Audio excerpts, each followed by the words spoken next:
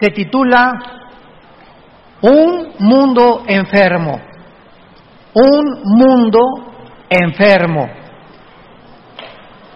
No cabe duda, damas y caballeros, que en los últimos, podríamos decir, 5 o 10 años, hemos sido testigos que parece que la naturaleza se está viniendo contra los seres humanos.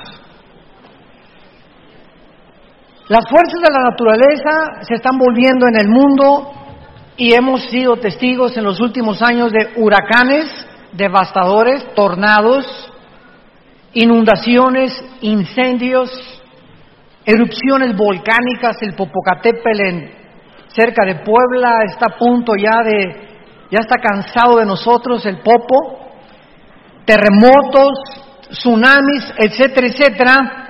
Y la pregunta que nos podemos hacer es, ¿qué le está pasando al mundo? Bueno, siempre ha habido terremotos, siempre ha habido erupciones volcánicas, siempre ha habido fenómenos de la naturaleza de este tipo, pero nunca se habían conjugado tantos al mismo tiempo. Y una de las evidencias más grandes de que el planeta Tierra se encuentra enfermo, parece que ahorita sí nuestro planeta tiene una bronquitis o una neumonía aguda, son los cambios climatológicos. Cuando ya la primavera no es primavera y en el invierno ya no es invierno, y cuando debe haber calor hay frío, y cuando debe haber frío debe haber calor, nos damos cuenta que los ciclos de la naturaleza nos indica que verdaderamente la ecología del planeta Tierra se encuentra en gravedad. Y la Biblia nos da respuestas muy claras. Es este libro que tengo en mis manos, el primer libro en haber sido impreso en la imprenta de Gutenberg, el primer libro que se tradujo en la historia a más idiomas y a más dialectos que cualquier otro volumen de literatura en las millones de bibliotecas que están alrededor del mundo. El libro que contiene los registros más antiguos de genética, de química, de física, de antropología, de paleontología, de arqueología y de la disciplina académica que tú me quieras mencionar. No existen en los libros sagrados ni el Popo, ni el Tripitaka de Buda, ni los Vedas de los persas. El que tú me quieras mencionar, el Corán del Islam, no existe un libro, ni siquiera que se atreva a comparar los registros históricos, geográficos, etcétera, etcétera, que contiene la Biblia con cualquier otro libro que tú quieras presentarme. Ni tampoco hay ningún líder religioso, ni Mahoma, ni Buda, ni Mahatma Gandhi, ni Zoroastro, que se pueda comparar con la persona de Jesucristo, el Hijo de Dios, que es el tema de la Biblia, del Génesis al Apocalipsis. Estos 66 libros nos mencionan y está escondido en muchos de ellos la persona del Hijo de Dios. La Biblia nos muestra claramente en el Evangelio de Lucas, capítulo 21, que Jesucristo anunció que antes de que Él regresara, el mundo iba a tener estas características, precisamente, no solamente climatológicas como lo vamos a ver, sino morales también y geopolíticas. La unión actualmente de Rusia con China, con Irán, con Siria y con Turquía no es una coincidencia. Estas 5 naciones que encontramos ahorita unidas, se profetizó hace 2600 años en Ezequiel capítulo 38, que estas naciones, cuando no existían, ¿y cómo podemos determinar qué eran ellas? Por la zona geográfica en la que la Biblia las ubica. Por ejemplo, Rusia ubica la Biblia como el nombre de Magog, porque los magogitas son los que vienen de los godos, de los escitas, y es la región que ocupa exactamente geográficamente las 15 repúblicas en las que se dividió Rusia en 1991. Y así podemos ver nosotros que en Génesis capítulo 10 los hijos de Noé, de ahí descendieron todas las naciones de los jafetitas, toda Europa, que son los anglosajones, de los camitas, todo el continente africano, y de los semitas o de Sem, el continente o toda el área del Asia Menor y del Medio Oriente. Entonces, es impresionante cómo este libro maravilloso nos puede trasladar de cientos de siglos con anticipación y ponernos en el siglo XXI y corroborar nosotros que solamente Dios pudo inspirar y podemos tener un libro como la Biblia que es incomparable. No hay ningún sistema de filosofía, no hay ninguna ideología humana que la Biblia no haga pedazos. Destruye cualquier sistema de pensamiento que el ser humano ha desarrollado a través de los siglos. Y así podemos nosotros darnos cuenta claramente de que nos encontramos con la verdad. La Biblia es el único libro también que describe verdades absolutas, porque todas las demás filosofías y ideologías que tú puedas leer son verdades relativas, inclusive de la misma ciencia. Dice en Lucas capítulo 21, versículo 9, Cristo está hablando: cuando oigan de guerras y de sediciones, o sea, de tumultos y de insurrecciones en las naciones, no se alarmen, porque es necesario que estas cosas acontezcan primero, pero el fin no será inmediatamente. Entonces les dijo: se levantará nación contra nación y reino contra reino. Y esto, damas y caballeros, no se cumplió hasta el siglo XX.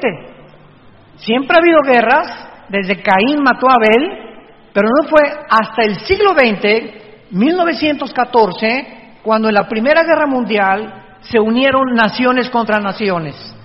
Y en 1939 se inicia la Segunda Guerra Mundial, involucrando a la mayor parte de las naciones en el mundo. Así que nos damos cuenta que el siglo XX fue el inicio de la tribulación, no de las 70 semanas de Daniel, sino el principio de los dolores del ser humano, con las dos primeras guerras mundiales. Después de la Segunda Guerra Mundial hubo más de 273 revoluciones y golpes de Estado. Y ahorita nos encontramos en el siglo XXI, que somos la primera generación de la historia con el suficiente poder nuclear para destruirnos en un minuto. Ya tenemos la amenaza en Corea del Norte, tenemos la amenaza armas nucleares en la India, tenemos la amenaza de Rusia tratando de ocupar el Medio Oriente, el movimiento de la primavera árabe que se levantó hace como 8 o 10 años en el Medio Oriente con ISIS para controlar con el Islam todo el Medio Oriente. Estados Unidos ahorita está en tensión ya con la Guerra Fría con Rusia y estamos en un punto ahorita tan difícil donde creemos, ¿verdad?, la mayor parte de los que estudiamos las profecías bíblicas, que tal vez Venezuela se encuentre en medio del conflicto. Ahorita sabemos nosotros que se juntaron Europa, la Unión Europea, con Estados Unidos para apoyar a otro presidente en Venezuela contra otro dictador. Pero ¿qué es lo que impide ahorita que se acabe esa dictadura y que entre un nuevo gobierno? Una invasión armada militar. Y para que esto suceda, se enfrentarían dos potencias, Rusia y Estados Unidos. Y si esto se lleva a cabo en los próximos días o semanas, nos enfrentamos a una guerra nuclear de proporciones mundiales, donde de acuerdo al cuarto sello del Apocalipsis, moriría casi una cuarta parte de la humanidad. Por eso no se ha hecho nada y por eso hay una tensión simplemente, ¿verdad?, en la que la única forma en la que se pueda liberar esta nación es a través de una intervención militar. No se ha llevado a cabo por las consecuencias tan terribles en las que se hundiría el mundo antes de que Cristo regrese. Esto es solamente un ejemplo de lo que Jesús dijo: oirán de rumores de guerras. Y es lo que estamos oyendo, los tambores de guerra se oyen en el mundo entero. Muy bien, el libro de Isaías, capítulo 24, nos describe hace, apúntenlo, 2700 años. Este libro fue escrito hace 2700 años por el profeta Isaías. Y este libro se encuentra y se descubrió en 1948 en los rollos de Qumran, en el Mar Muerto. Y si tú vas a Jerusalén, ahí en el Museo del Holocausto se encuentran los originales, los papiros escritos en arameo y en el hebreo del libro de Isaías, tal como lo tenemos en la Biblia. Así que cuando hablamos de la Biblia y citamos lugares geográficos, hablamos de ideologías, de sistemas de pensamiento, de nombres de reyes, de nombres de príncipes, de nombres de gobernantes, no estamos especulando ni hablando de Alicia en el País de las Maravillas. Estamos hablando de historia, estamos hablando de geografía, que la arqueología ha corroborado y ha comprobado que las regiones, los lugares, los presidentes, los nombres que están escritos en la Biblia forman parte de la historia. Así que no venimos a cuentos de hadas, venimos con un libro sobrenatural. Veamos lo que el profeta hace 2700 años profetizó, cómo iba a acabar el mundo y las razones por las cuales el mundo, síganme con mucho cuidado, se encuentra en las condiciones en las que se encuentra actualmente. Dice así comienza este capítulo: He aquí Jehová vacía la tierra y la desnuda, trastorna su faz y hace esparcir a sus moradores. Vemos en primer lugar que es Dios mismo el que está a punto de juzgar el mundo. ¿Por qué? Porque somos agentes morales responsables. Damas y caballeros, nosotros no venimos del chango, ni de tu tía la chita. No venimos ni somos el resultado de un proceso evolucionario fortuito o accidental. Cuando en 1954 los doctores Watson y el doctor Crick les dan el premio Nobel de Medicina por descubrir el ADN, el ácido desoxirribonucleico, que es el que está impreso en cada una de las billones de células que el cuerpo humano tiene, el 63% de los científicos ateos dejaron el ateísmo, simplemente porque la genética nos demuestra y nos comprueba que es imposible que una especie tenga una mutación hacia otra especie.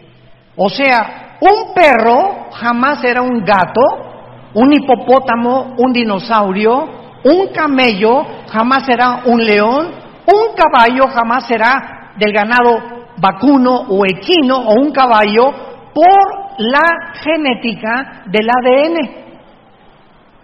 Entonces, biológicamente se demuestra, ¿verdad?, las mentiras que se creyeron durante casi un siglo y que se siguen enseñando en las universidades, que venimos de chita.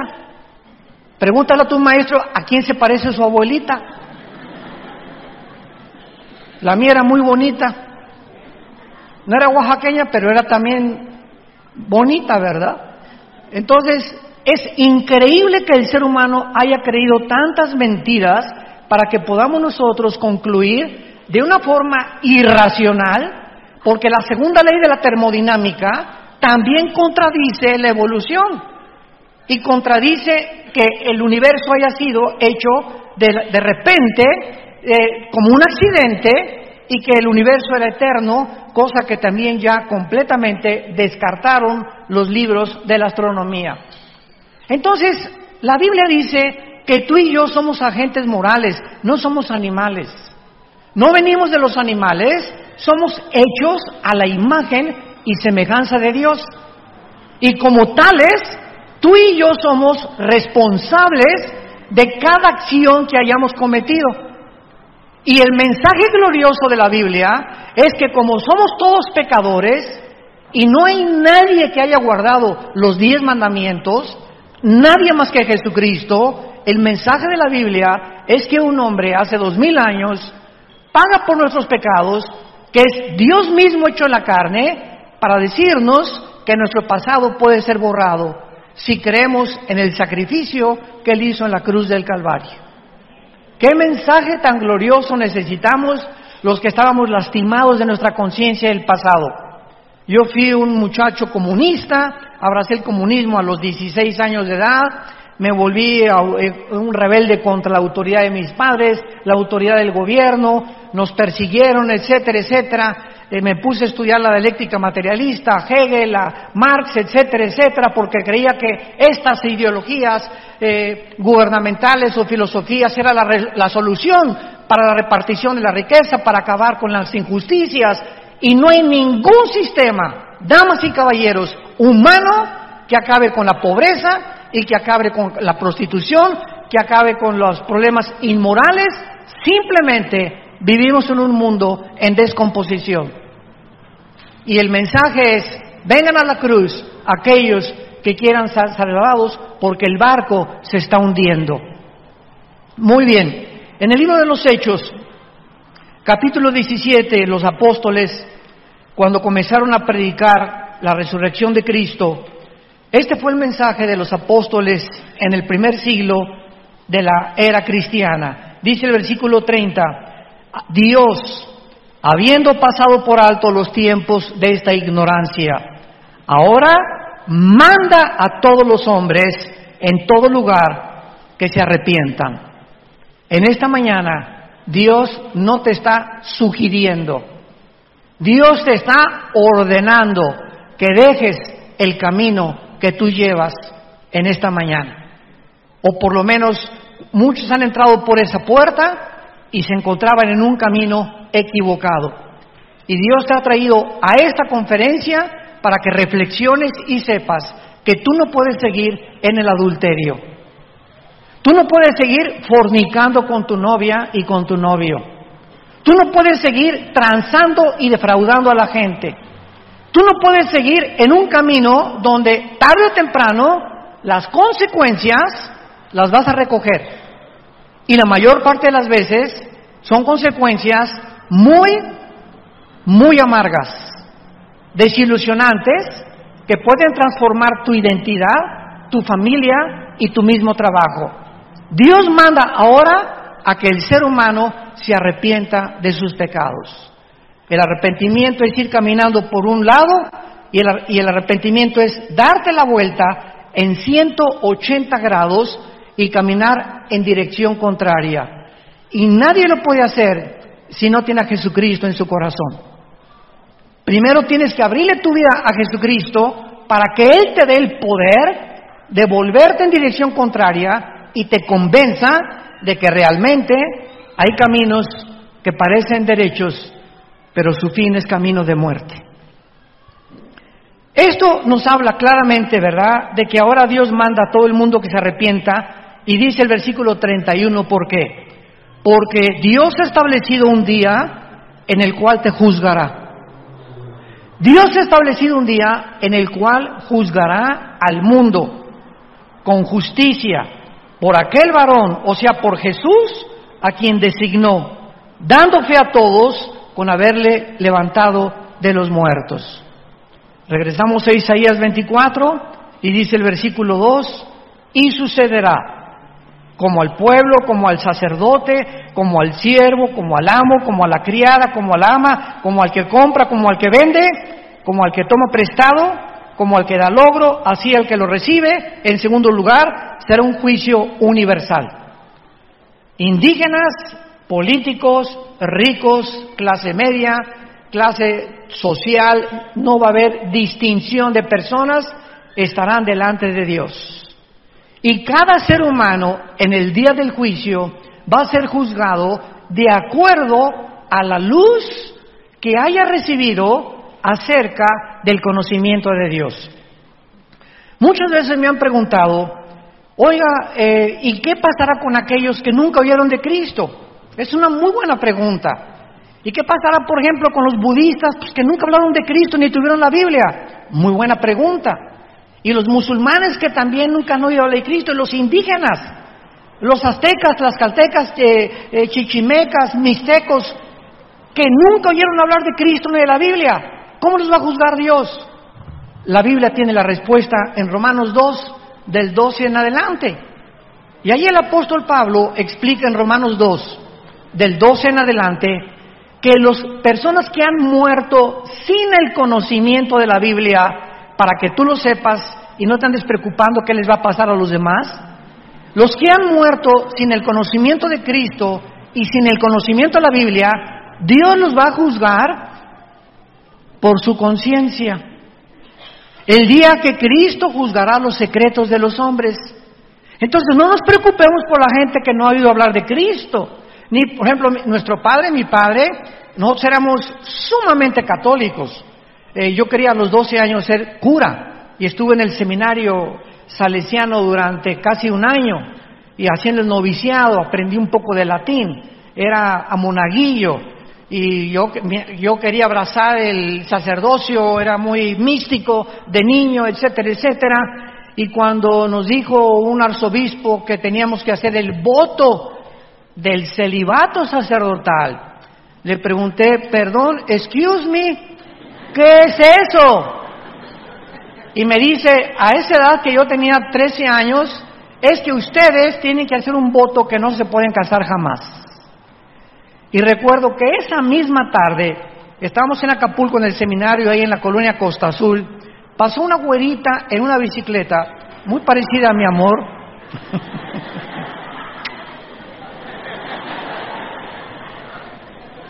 y soñé con esa güerita. Y al otro día le hablé a mi papá, a las 7:30 de la mañana, le dije, papá, yo no puedo seguir aquí. ¿Por qué, mijito? Le dije, porque me gustan las mujeres. Y mi papá estaba feliz, él no quería que yo abrazara esto, aunque era muy católico, pero él no quería, ¿verdad?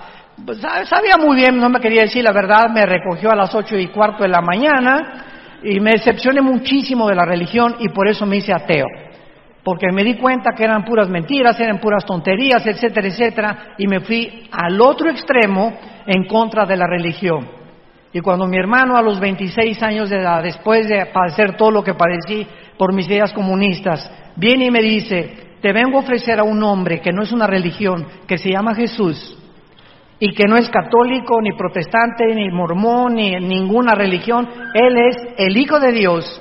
No te vengo a presentar una religión, sino a Jesucristo.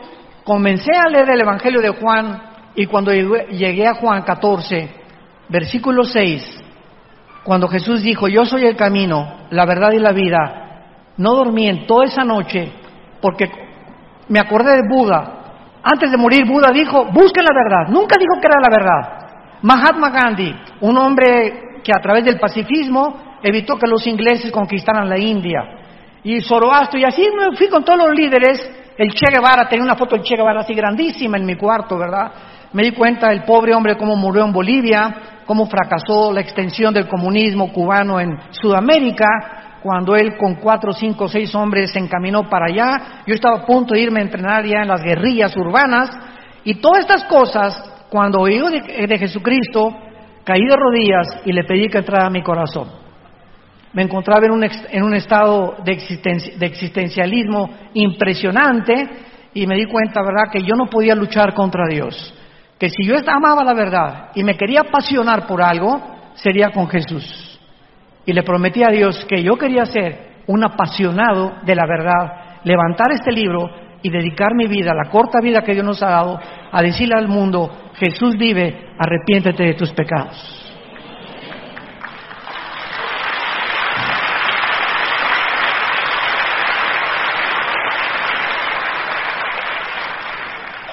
El versículo 4 de Isaías 24 continúa diciendo, se destruyó, cayó la tierra. Recuerden, esto fue escrito hace 2700 años.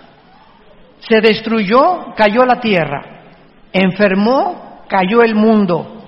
Enfermaron los altos pueblos de la tierra. Y la tierra se contaminó bajo sus moradores. Porque vean las 3 razones del juicio de Dios contra este mundo. Número 1, traspasaron las leyes. 2, falsearon el derecho. Y 3, quebrantaron el pacto sempiterno. Por esta causa, la maldición consumió la tierra y sus moradores fueron asolados. Número 1, Dios, asumiendo que Él existe, es lógico que haya puesto leyes en el universo. Anoche platicaba con una persona aquí en la iglesia y al salir de la iglesia anoche vimos la luna, la vieron muchos ustedes, la luna entera, y siempre nos maravillamos de ver cómo un cuerpo como la luna celeste parezca flotar en el espacio sin que nada lo sostenga. Cuando Isaac Newton y Galileo Galilei antes comenzaron a descubrir las leyes de que no era el Sol que giraba alrededor de la Tierra, sino la Tierra alrededor del Sol, comenzaron a descubrir Isaac Newton, Blaise Pascal, han sido los científicos más grandes de los siglos pasados, ellos eran cristianos, comenzaron a descubrir que el universo que nos rodea es un universo afinado. Para que me entiendan, un motor de un coche, una bujía que tenga mal, el cablecito de la batería que no esté conectado adecuadamente, impide que tu carro se eche a andar. Un motor es un diseño mecánico de la ingeniería mecánica automotriz en el que todas sus partes tienen que trabajar en conjunto. La bomba de la gasolina con las bujías, con la batería, etcétera, etcétera. Y basta una de esas piezas que no funcione para que el motor deje de funcionar. Nuestro universo es como un motor impresionante donde las leyes de la gravitación, las leyes termonucleares, la primera y la segunda ley de la termodinámica, las leyes del electromagnetismo funcionan, y porque funcionan existe la ciencia. ¿Por qué existe la ciencia? Porque la ciencia se basa en la observación de los fenómenos. Y un científico tiene que ver, observar, tiene que tomar nota y tiene que comprobar después de que eso es constante para que sea científico. Y si no se puede corroborar ni observar, nada puede llamarse científico. Por eso la teoría de la evolución es teoría, porque no se ha observado en más de un siglo que Carlos Darwin la postuló en su libro, El origen de las especies, que hay una mutación entre una especie y otra especie. Le llaman el eslabón perdido. Hay la macroevolución, pero no la microevolución. Entonces, un perro puede nacer sin cola o puede ser chihuahueño, grandanés, pastor alemán, etcétera, etcétera, pero son caninos. Los caballos son ponis, son percherones, caballos árabes, cuarto de milla, pero son equinos. Hay vacas y hay toros cebú, toros de lidia, etcétera, pero pertenecen al ganado vacuno. Son especies que se reproducen y tienen cambios entre ellos, chiquitos, grandes, pero pertenecen a esa especie. Pero no se ha corroborado la mutación de una especie a otra especie. Señores maestros de la universidad que nos acompañan. Y esta es la razón por la cual es una teoría que es irracional contra las leyes de la biología y de la física de los últimos descubrimientos. Entonces vemos claramente, ¿verdad?, que Dios puso leyes morales. Y dice la Biblia, en primer lugar, falsearon, traspasaron las leyes. Dios ha puesto una frontera o una barrera moral porque somos agentes morales.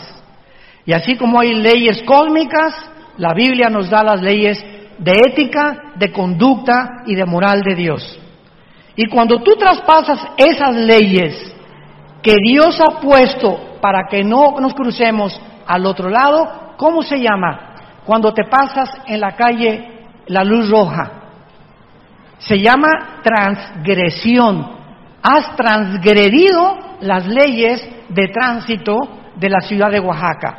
Y si te veo en la policía, te dan un ticket inmediatamente, porque estás yendo más allá de lo que las leyes te permiten no ir. Entonces Dios ha puesto leyes morales, y una de las leyes es precisamente el matrimonio. Y Dios dice, cuando tú te cases, no traspases las leyes. El sexo se usa nada más dentro del matrimonio. No le hagas caso al sexólogo, ni a la doctora Corazón, ni al psiquiatra, ni al psicólogo que no son cristianos, porque la única autoridad sobre el sexo, cómo debe ser usado, es Dios. Él es el que nos los dio como un derecho, como un regalo maravilloso, precioso, lindo, etcétera, etcétera, dentro del matrimonio.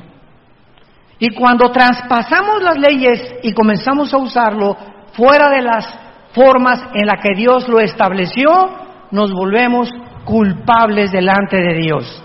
La Biblia le llama el pecado de la fornicación. Y dentro de la fornicación es sexo antes de casarte, bestialismo, sexo con animales, dentro del matrimonio, adulterio con una persona que no es tu esposo o tu esposa, hombre con hombre, mujer con mujer, y hay una depravación actualmente en el mundo donde Dios dice ya, estoy hasta acá, basta, si la humanidad sigue como está ahorita, se van ellos mismos a autodestruir. Hemos falseado el derecho, pero además de ese derecho, hay derechos civiles. Señores abogados que nos visitan, antes de Atenas y antes de Roma, les quiero comunicar, si no lo sabían, que los atenienses y los romanos no inventaron el derecho. Las leyes y los principios del derecho y de las leyes para gobernarnos civilmente vienen de este libro de la Biblia. Escuchen, por ejemplo, en el libro de Deuteronomio, en el Antiguo Testamento, capítulo 1, lo que Dios le dijo a Moisés, cómo gobernar, y que lo escuchen ahorita los agentes del Ministerio Público, los senadores que nos están escuchando, los gobernantes, los presidentes, los diputados, los presidentes municipales y todos aquellos hombres y mujeres que se encuentran ejerciendo el derecho civil a favor de los pueblos. Miren lo que la Biblia dice, Deuteronomio capítulo 1, versículo 16 en adelante. Dios le dice a Moisés, número 1, no hagan distinción de personas en el juicio. Así al pequeño como al grande van a huir. No tengan temor de ninguno, porque el juicio es de Dios. Y la causa que os fuere difícil, la traerán a mí y yo la oiré. Desde entonces, desde este libro, el símbolo de la abogacía es una mujer con los ojos vendados. Todos ustedes que son abogados lo saben, con una espada y con una balanza. ¿Qué representa esta mujer? Representa en primer lugar que los que van a ejercer el juicio se venden los ojos y no vean si es rico o si es pobre al que se le está juzgando. Porque si tú juzgas porque la persona tiene dinero y la persona no tiene dinero, has violado y has falseado el derecho. Y eso Dios lo castiga severamente. Número 2, la espada representa la justicia. La justicia tiene que ser ejercida y tiene que ser llevada por el Estado de Derecho, porque si no hay justicia en un pueblo, no puede un pueblo ser gobernado. Cuando hay personas que bloquean las carreteras o las autopistas y el gobierno no hace nada, ese gobierno ya no está gobernando, afectando a terceras personas. El gobierno tiene que usar, desgraciadamente, el uso de la fuerza y de la violencia para ejercer el Estado de Derecho cuando es necesario. Y en un caso así, se manda a granaderos, o se manda a gases lacrimógenos, o se manda a militares, pero nadie puede atreverse a bloquear los caminos federales sin que nadie del gobierno los interrumpa. Cuando hay manifestaciones y se les permite tener manifestaciones y bloquear las calles a las personas, el gobierno ha dejado de gobernar. Porque para eso es el Estado de Derecho. El gobierno tiene que garantizarnos a todos los ciudadanos en todas las naciones del mundo nuestra libertad, nuestra seguridad y el Estado de Derecho. De ahí viene lo que se deriva, que se fundó en 1949 como los derechos humanos. La Biblia dice, falsearon el derecho. Hemos llegado a un punto donde la corrupción de los gobiernos no tiene nombre en el mundo entero. Ya no se juzga con justicia, ya no se juzga con derecho. La corrupción es como un microbio, como una ladilla, ¿verdad? Que comienza a crecer, a carcomer, hasta que descompone el carácter de los seres humanos. Y claro que nosotros como pueblo llegamos a un punto, ¿verdad?, donde decimos, basta, queremos justicia, queremos equidad, queremos libertad. En segundo lugar, dice la Biblia que no solamente se han traspasado las leyes y falseado el derecho, y el más grave mandamiento por el cual Dios va a juzgar a la humanidad, lo dice el versículo 5, quebrantamos el pacto sempiterno. Damas y caballeros, ¿saben ustedes cuál es, santos de Dios, el pacto sempiterno? El pacto sempiterno, o sea, que es eterno y que es inviolable, es el matrimonio. El matrimonio es la institución más santa, más sagrada, la más grande que Dios ha establecido antes de los gobiernos civiles, de los estados, de los patriarcas, de las escuelas, antes que cualquier cosa en la creación humana. Dios estableció el matrimonio como el fundamento de las sociedades. Y cuando los matrimonios que forman las familias, porque un matrimonio es entre un hombre y entre una mujer, varón y hembra, y genéticamente la mujer tiene los cromosomas XX y el hombre tiene nosotros XY. Tú eres varón y yo soy varón porque cuando mi padre y mi madre tuvieron relaciones, el cromosoma Y de mi papá fertilizó el óvulo de mi mamá y nacimos macho camacho. Tú eres mujer porque llevas 2 cromosomas que los hombres no llevamos. Vean el libro de Malaquías, capítulo 2. Es el último libro de la Biblia para que no se vayan a Apocalipsis. Dice Malaquías capítulo 2, versículo 13 en adelante. ¿Por qué es tan grave violar? ¿Por qué es tan grave? Más que cualquier otro pecado, el pacto del matrimonio. Veamos por qué. Le dice Dios a los líderes de Israel, esta vez harán cubrir el altar de lágrimas, de llanto y de clamor. No miraré más a la ofrenda para aceptarla con gusto de vuestra mano. Y me dirán por qué. Noten ustedes, antes de continuar, que los líderes de Israel habían llegado a una insensibilidad en la que ya no estaban conscientes que lo que estaban haciendo era mal.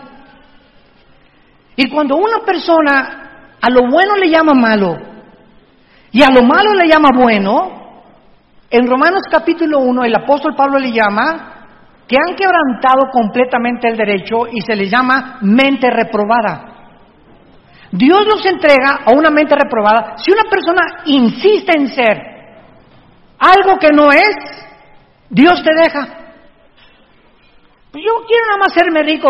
Ok, no me hagas caso y entonces vete por el dinero. Y el día que tengas tú el dinero que es por el cual estás viviendo, te vas a enfrentar con la maldición que se te va a convertir en maldición el dinero que tú querías tener.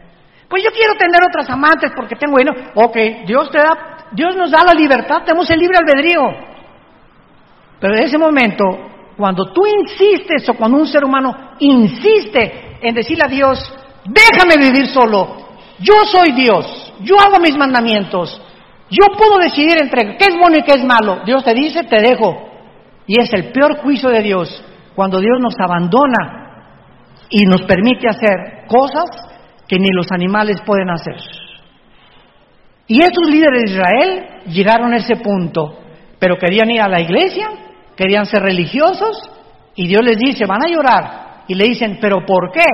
Ya no sabían entre el bien y el mal, ¿por qué? Y Dios les dice, ¿por qué? Porque Jehová ha atestiguado entre ti y la mujer de tu juventud, contra la cual has sido desleal, siendo ella tu compañera y la mujer de tu pacto. ¿Por qué? Porque ustedes le han sido desleales a su esposo, a la madre de tus hijos, a la mujer que yo te di como compañera para formar una familia. Y la familia, dice Dios, es el tesoro más grande que yo le puedo dar a un ser humano. Porque bendición de Jehová, Salmo 127, son nuestros hijos. Y ahorita muchos de ustedes pueden tener a sus hijos en drogas o en borrachera, lo que sea. Si tú eres cristiano, persevera y sé paciente. Nuestros hijos son benditos porque están sellados con la sangre del Hijo de Dios. Nadie nos los podrá quitar. Nadie.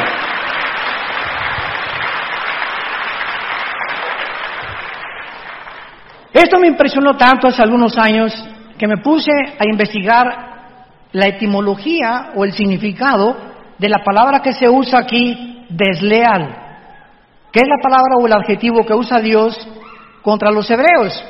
Y a los que les interese la palabra hebrea, bagad, con B de bueno, baj, H-A y D de David al final, bagad. Escuchen lo que significa en el hebreo ser desleal. Actuar encubiertamente, ser hipócrita, fraudulentamente, secretamente, tapar algo, engañar a tu pareja. Es cuando tú volteas a tu esposa y le dices, te amo. Y tú sabes que, mira, aquí está tu te amo. Los cuernos los traes ahí escondidos atrás. Estás actuando deslealmente, hipócritamente, porque tienes un amante hombre o una amante mujer. Y eso Dios lo ve. Delante de Jehová están los caminos del hombre, Proverbios capítulo 6, y Él te hará pagar todas tus veredas. Tus pecados, dice la Biblia, te alcanzarán tarde o temprano. Y el problema es que estos pecados siempre nos alcanzan en el área de la psique, de la mente. El pecado distorsiona la visión de Dios, el pecado bloquea al Espíritu Santo, el pecado nos impide, nos perdemos la brújula, perdemos el rumbo, hasta que llegamos al punto que creemos que estamos bien. Y ese es el último punto donde lo que tú haces crees que está bien. Una canita al aire, dicen muchos. Ay, pues todo el mundo lo hace. Te comienzas a desensibilizar y actuar de una manera completamente irracional. Y siempre sabemos que cuando confesamos nuestros pecados, Dios es fiel y justo para perdonarnos y limpiarnos de toda maldad, porque la sangre de Cristo nos limpia de todos nuestros pecados. Y finalmente, vean ustedes la terminación de este capítulo tan tremendo, en que va a acabar el mundo, porque hace unos años le pregunté yo a Dios, ¿a dónde tiene que llegar el mundo para que sea el colmo como Sodoma y Gomorra? Sodoma y Gomorra y las ciudades vecinas, Génesis capítulo 19, llegaron a un punto donde dice que desde los más pequeños hasta los de la tercera edad practicaban la homosexualidad. Y esto Dios tenía que destruirlo para la preservación y la continuidad de las sociedades. Es el principio de un jitomate podrido con 99 jitomates podridos, que tienes que sacarlo podrido para que los demás puedan comerse o ser comestibles. Entonces, cuando Dios ve que en una sociedad hay demasiada infección, es un acto de misericordia que Dios haya destruido a Sodoma y Gomorra. con fuego y con azufre. Entonces yo le pregunté a Dios, ¿será que el mundo tiene que llegar otra vez a este punto de ebullición donde, como en un hoy express, estamos ya a punto de reventar las sociedades del mundo y el basurero en que estamos viviendo? Y dice finalmente la Biblia en el versículo 19 del capítulo 24 de Isaías, será quebrantada la tierra, enteramente desmenuzada, será conmovida, temblará como un ebrio la tierra, removida como una choza, se agravará sobre ella su pecado y caerá, y nunca más se levantará. En aquel día Dios castigará al ejército de los cielos en lo alto y a los reyes de la tierra sobre la tierra. Serán amontonados como se amontonan los encarcelados, y en prisión quedarán encerrados y serán castigados después de muchos días. La luna se avergonzará y el sol se confundirá, cuando Jehová de los ejércitos reine en el monte de Sión y en Jerusalén, y delante de sus ancianos sea glorioso. Todos nosotros que hemos sido cambiados por el poder de Dios mediante la cruz, estamos esperando nuevos cielos y nueva tierra. Todo esto va a desaparecer. Ahora que cayó la famosa catedral de Notre Dame en París, impresionante que en 3 días se juntaron más de 17 millones de euros. Y con los niños pobres, en más de 10 años, no se ha juntado ni un solo millón. Por una mugrosa catedral. Porque es lo que es eso, la cultura, el arte, lo que tú quieras y mandes, pero es cemento y estatuas, y sí tienen un valor cultural, claro, y el arte es maravilloso, pero es increíble que el ser humano le ponga más énfasis a las cosas del arte que a nosotros mismos. Eso es lo que trato de decirles, ¿a qué grado hemos llegado de desensibilización? En 2 días, 17 millones de dólares para levantar esta catedral, que cuando venga el Señor se va a acabar todos los edificios y todas las estatuas y todas las construcciones que nosotros hemos hecho. Y dice la Biblia que en aquel momento podremos saber que nuestra fe no fue en vano. Gracias le damos a Dios porque por medio de la resurrección de Cristo nos hizo renacer para una esperanza viva. Y en esta esperanza permanece tú hasta el final. Dios recompensa cuando perseveramos hasta el final, seamos fieles hasta la muerte. ¿Cuántos de ustedes en esta mañana quisieran entregarle su vida al Hijo de Dios? Inclinemos nuestra cabeza por unos momentos y ahí desde tu lugar, Dios te ha hablado a través de la Biblia. Dios te ama, porque de tal manera te ama Dios que la única manera y la más dramática manera en que nos demostró su amor es muriendo en nuestro lugar, pagando el santo por los injustos, el inocente por los culpables. Esto se llama en la Biblia gracia, algo inmerecido, algo que es indigno de nosotros y que nadie podía ganarse, ni por buenas obras, ni por sacrificios. Es el mensaje glorioso de la cruz. ¿Qué nos pide Dios? Arrepentirnos de nuestros pecados. Que en este momento que escuchas este mensaje reconozcas que estás mal, que estás enfermo, enferma, moral y espiritualmente, y que no puedes seguir más en este camino. Y que Él está dispuesto en este momento a entrar en tu vida, llenar tu corazón con el Espíritu Santo y darte el poder que nos ha dado a millones de personas en el mundo para que la corta vida que tenemos la dediquemos a Él, vivamos para Él y podamos hacer su voluntad.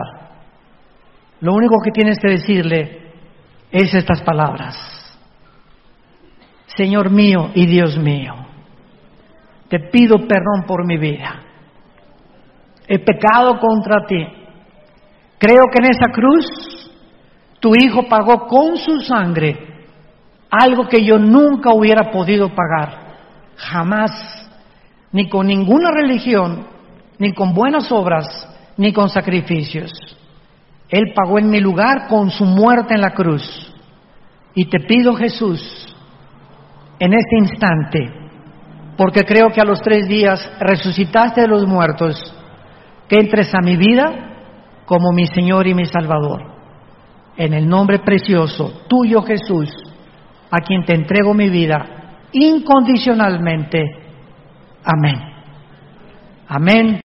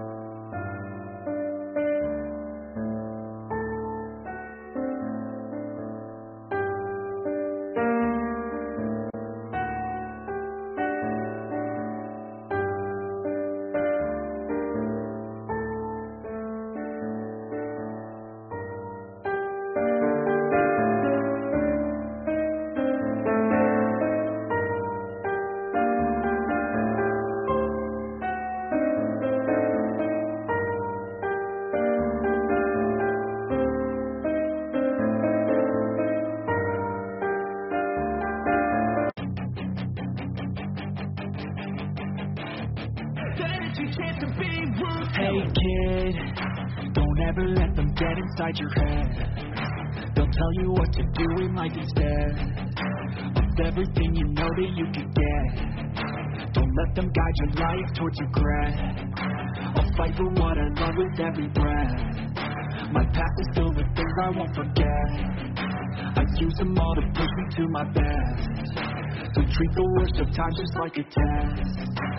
If only I could go back in time, I'd tell myself that everything will end up alright. Just push yourself, test yourself, figure out what you like, and find your limits, don't be rigid, always work towards a prime. Surround yourself with open minds, people can change your life. A few friends with intent can help you feel alive. Find a passion, take some action, and with a little time, just be patient, make a statement, try to enjoy your life.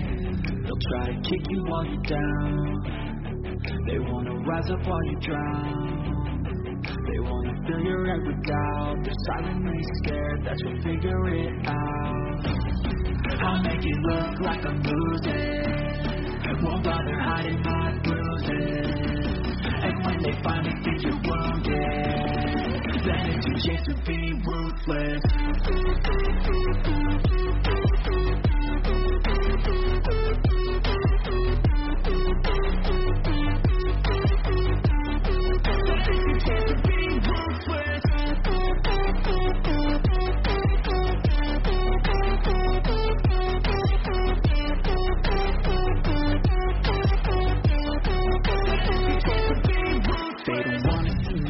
They don't wanna see me care. Anytime I make some progress, I can see that they compare. I think everyone's against me, maybe something in the air. Am I paranoid? I swear a void is forming and they're scared I walk